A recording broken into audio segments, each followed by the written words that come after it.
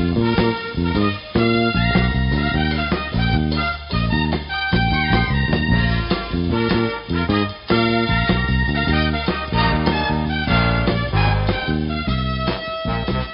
morning, Bucknutters. It is Thursday, October 26, 2017. I'm Dan Rubin. This is the Bucknuts Morning 5 and change.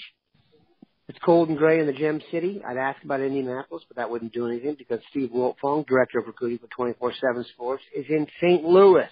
Steve, gateway to the West. It's an hour earlier here, brother, but I'm fired up to be on. What a week. What a game. Everyone's going to be tuned into their boxes to watch the Buckeyes and Penn State. It's going to be, I can't wait. We will definitely get to that game, which is arguably Vegas 6.5. Biggest regular season game since Ohio State played Michigan when both were number one. We will get to that. There's a reason Steve is in St. Louis in the middle of the week. It's not to pick up on the friendly atmosphere of those in Missouri. It was to see Kamryn Babb, the standout wide receiver, receive his All-American jersey. We haven't seen much of Babb recently. He's been injured. He is a prime target for the Buckeyes. Steve, bring us up to speed on Babb. Let us know a little bit about his ceremony, what you think of him, and then obviously where you expect him to ply his trade as a college receiver. Well, Kamryn Babb has been Ohio State's top receiver target for this entire 2018 cycle, a coveted recruit out of St. Louis Christian Brothers. It was good to see him walking around off crutches. He'll be running soon, November. And his rehab's coming along fine, tremendous athlete, state champion in track. He's a guy that can run and just, he's just in a great physical condition.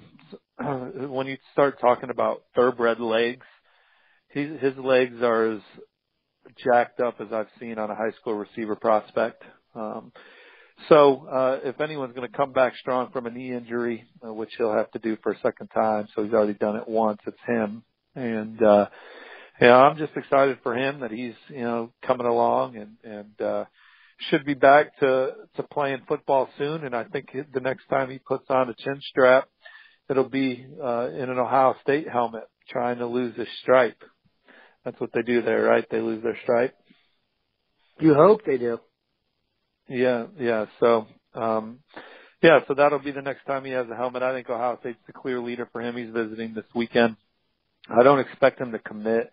I think he's going to enjoy the recruiting process a little bit. And he's always wanted to get down to those SEC programs. So I expect him to take a visit to LSU in the next week or two and maybe get out to California and check out USC or UCLA. But I think that Ohio State's got a huge lead and they'll only lengthen that this weekend. And who knows, maybe he will get caught up in it and decide those other visits aren't that important. But as it stands right now, I think he just wants to enjoy the once-in-a-lifetime recruiting process for a little bit.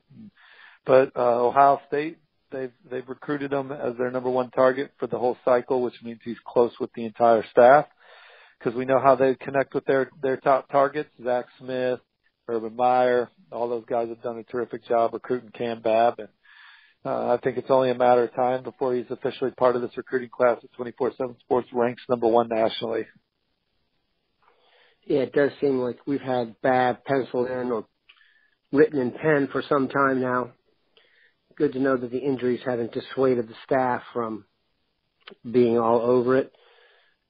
The next time we talk to Steve, a lot will have taken place, but theoretically, Anthony Cook will have committed. The standout defensive back from Texas, we know, has visited Texas and had a great visit there. His home state rolled out the red carpet.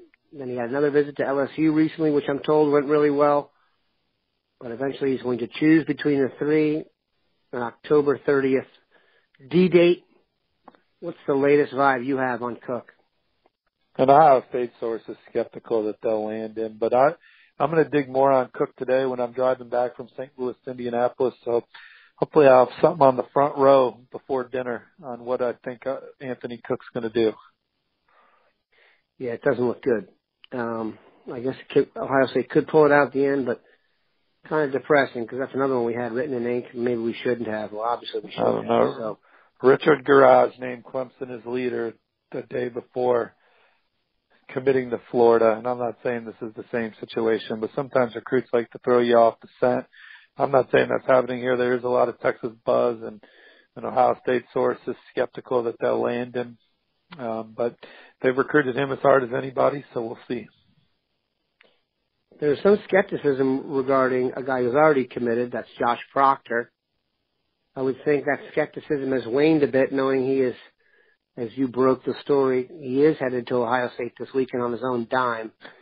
What's your vibe on Proctor? Yeah, I reported earlier this week that he would take an unofficial, same with Emory Jones and Brenton Cox, which Bill had previously reported on the other two.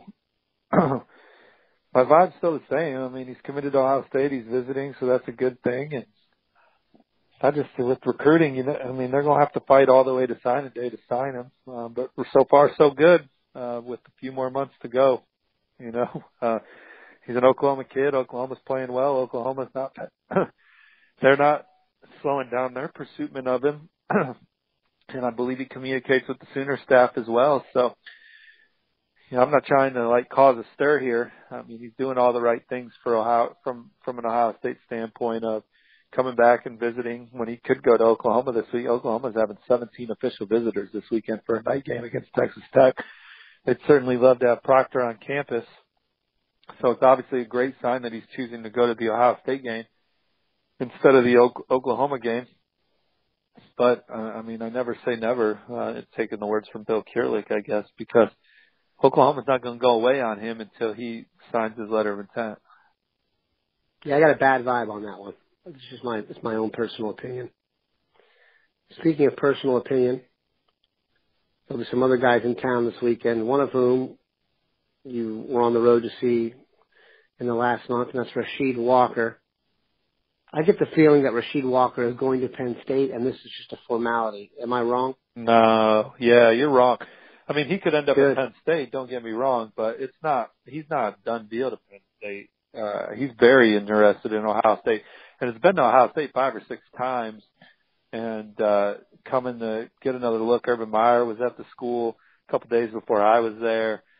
I think this is a big visit in the sense that it's an unofficial, but if Ohio State wins the ball game, he's going to have a memorable experience from an atmosphere standpoint, and really just the frame of mind the players are going to be in and the coaches are going to be in after the game compared to if they lose. You know what I'm saying? Where if Ohio State doesn't win this ball game, their season goals for the most part have to change, and maybe a two-loss team gets in the playoff, but it's that's a stretch, right? So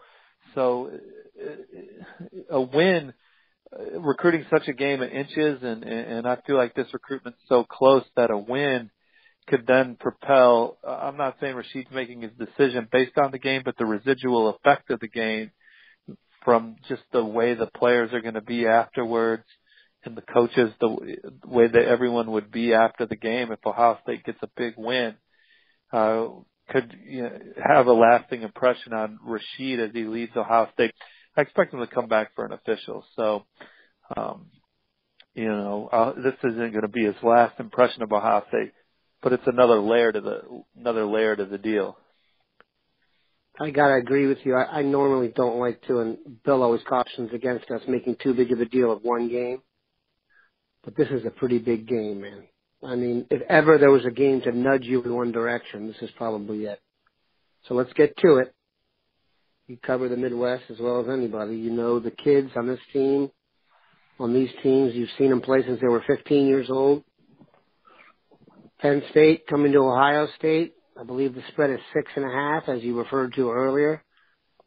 You don't need to pick it with the spread, but who will win the game and why?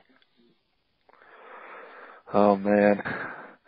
I haven't really thought about who's going to win the game yet. I think that Penn State has the advantage when you start talking about offensive skill players.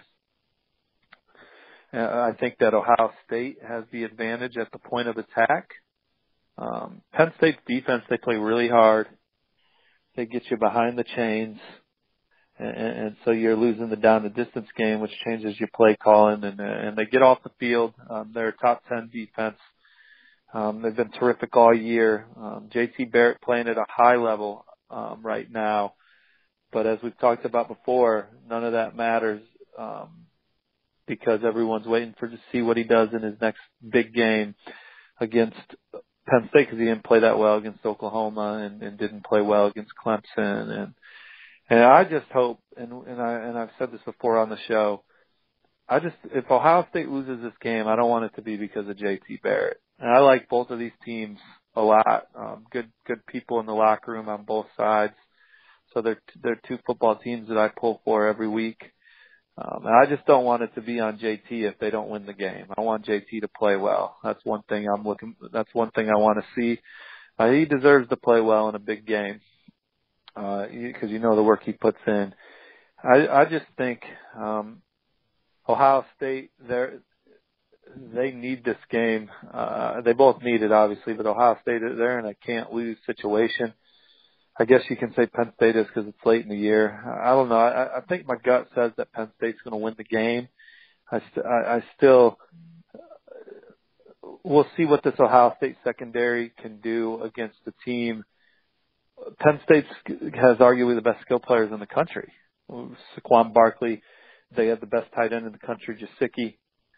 Their receivers are a great blend of size and speed and wiggle. Trace McSorley, I think I saw Pro Football Focus reported that he is the number one quarterback in the country of getting passes batted down at the line of scrimmage. So although he is a playmaker and having a terrific season, Ohio State has one of the best D lines in the country in multiple fronts. They're gonna give him a lot of looks and be able to get their hands in a lot of passing lanes. So that'll be something to look at. But I think I like Penn State. I know that goes against the grain, and maybe I'll be eating some crow here by Saturday evening. But I think I like Penn State to win this game. I think it's a tough matchup for Ohio State, and Oklahoma was able to really move the ball at will in the second half of that game, and I think that Penn State has even more potent playmakers on their team. So, but a lot more tape is out there. But it's a toss-up game, but I think I'm leaning towards Penn State. It's going to come down to McSorley. If McSorley can do what Baker Mayfield did, that means evade the rush and make plays. I think it's going to be very hard to stop Penn State. Ohio State's defensive line, when they get home, they have to make plays. To me, that's the key to the game. I didn't think Mayfield was going to be able to run around like he did and extend plays. McSorley is kind of Baker Mayfield. They're similar guys. Baker Mayfield, right. Yeah, they're Baker Mayfield Jr., so it kind of concerns me. Trey Sermon obviously did well against them, and Saquon Barkley's a better player than that, but I got to go with the home team. We appreciate Steve stopping by. Obviously, there's going to be a whole lot to talk about next week. We'll know about Anthony Cook. We'll know about Penn State, Ohio State. We'll know how these visits went. So keep it locked into Bucknuts. Have a good one, Bucknutters. Appreciate it, guys.